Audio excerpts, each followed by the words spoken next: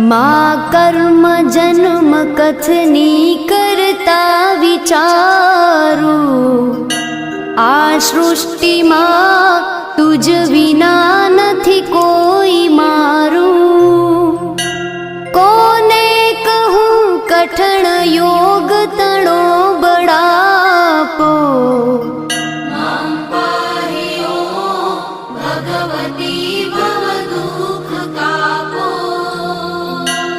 હું કામ ક્રોધ મદ મોહ થકી છકેલો, આડંબરે અતિ ઘણો મદથી બકેલો।